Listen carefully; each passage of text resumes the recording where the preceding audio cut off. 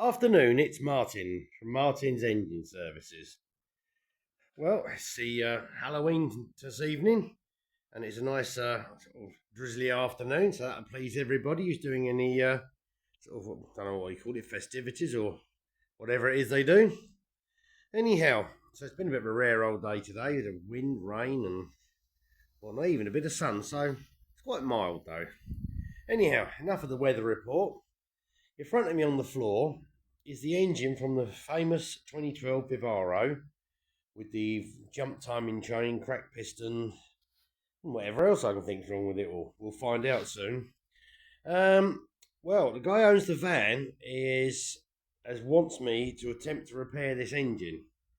So I'm not sure quite how we're going to, because obviously we need a head and bits and pieces, but he's trying to source a head and a cam cover, and I'm going to take this bottom end apart here and nick the pistons out of, or some of the pistons out of my scrap engine.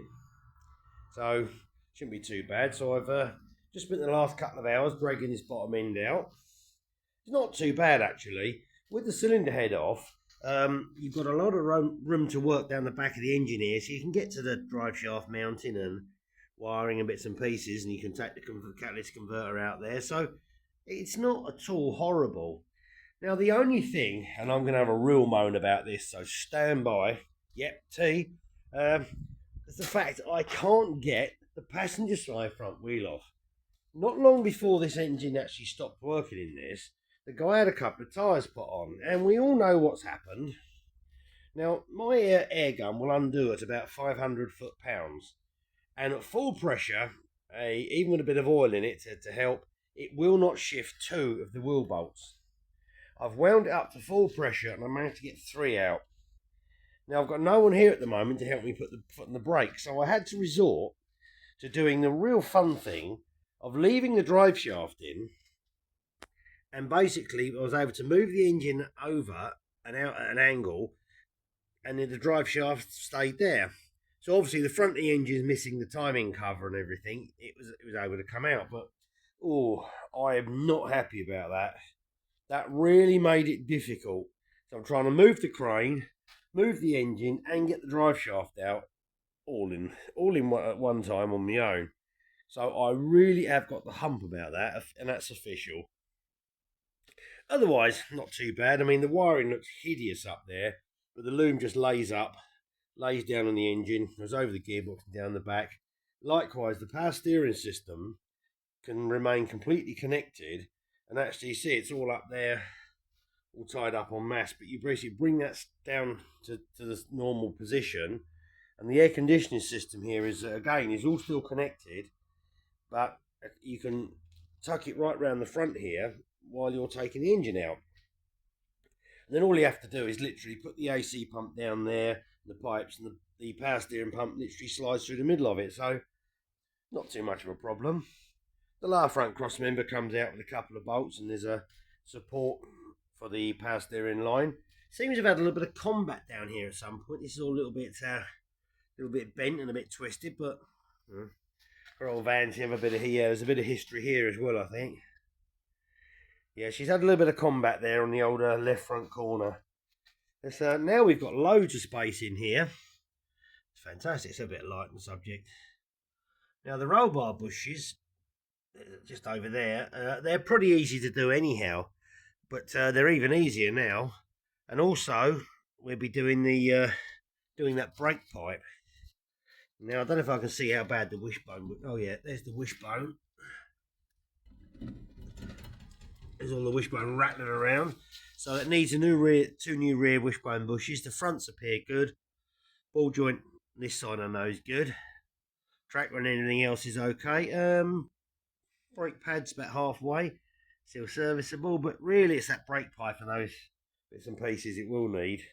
But that makes life very, very much easier to be able to get in there, because the brake pipe runs along here, through there, round and down, goes all the way down there to the ABS unit in the middle. I might even join it there actually. In fact, I'd probably join it there. It's a nice handy place. And how much access do you want? So yeah, that's got that out.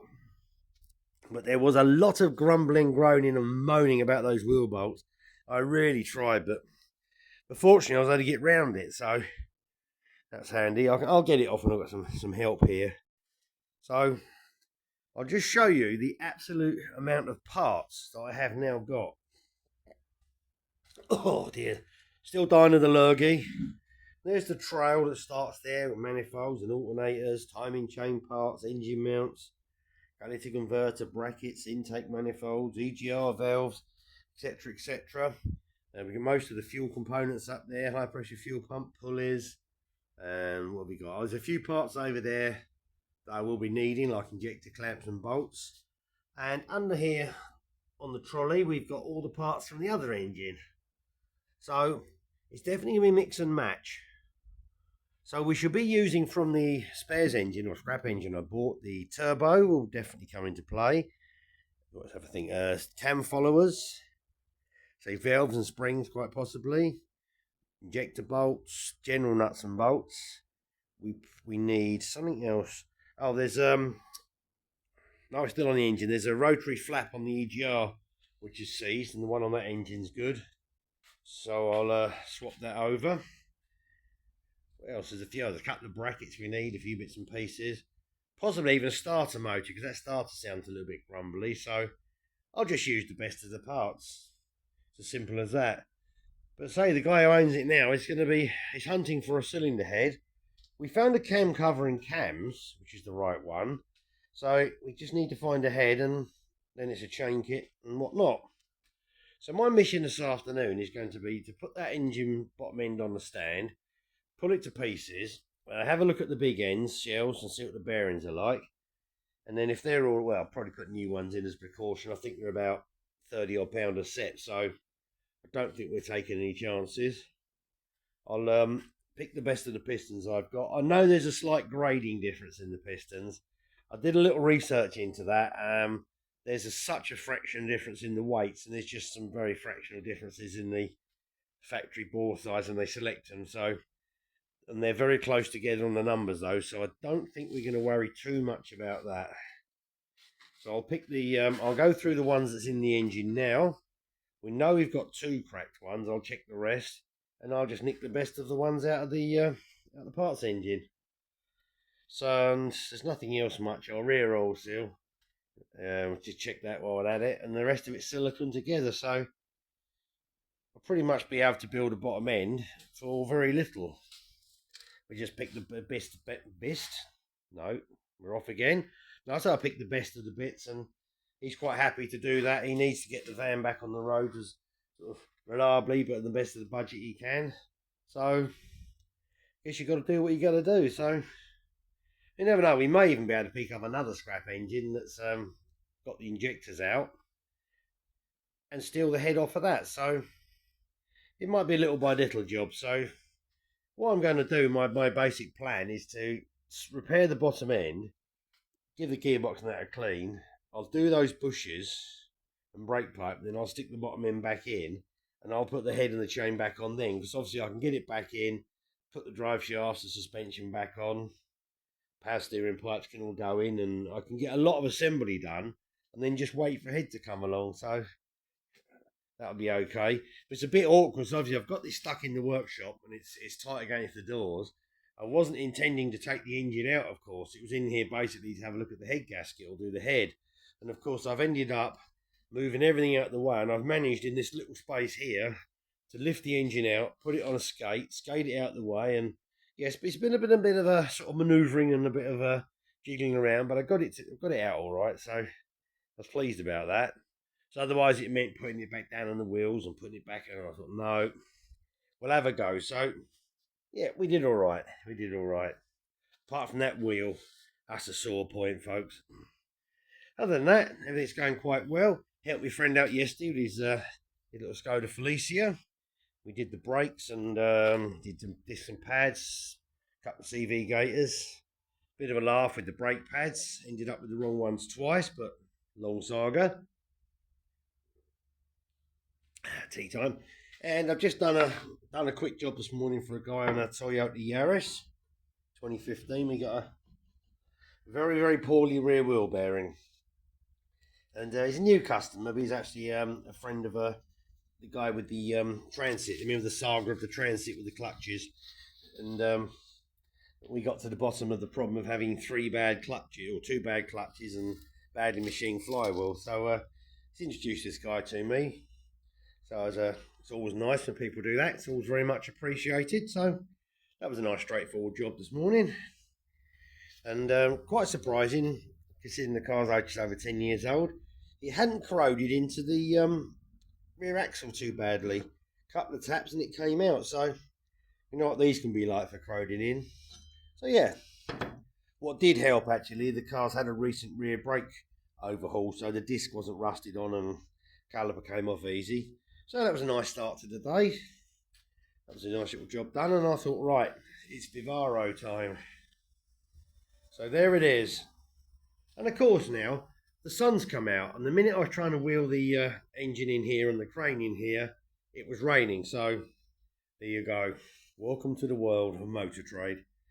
Yeah, so it was a bit of a chaotic day yesterday, my friend. We had a bit of a laugh and whatnot, bit of lunch, so that was quite good. I was absolutely beat by last night, so I'd had enough.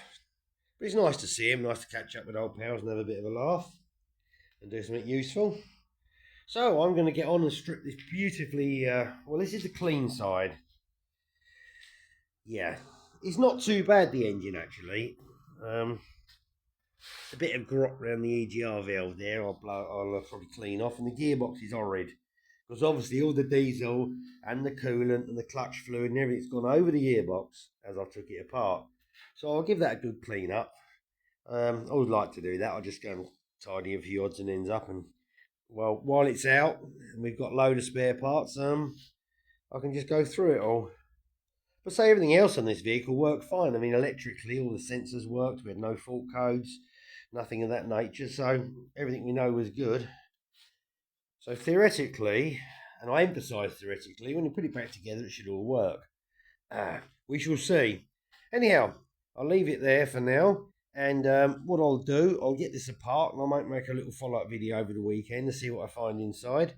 See if we can have a look at the crack in that piston. And we'll go from there. So, hope you enjoyed this little update on Project Vivaro. I think there'll be at least another 30 episodes to go, so should keep us busy till Christmas. So, thanks very much indeed for watching. Quite a lot more views in the last couple of days, which is really appreciated. So, thank you very, very much. It really does mean a lot. So, thank you again, and bye for now.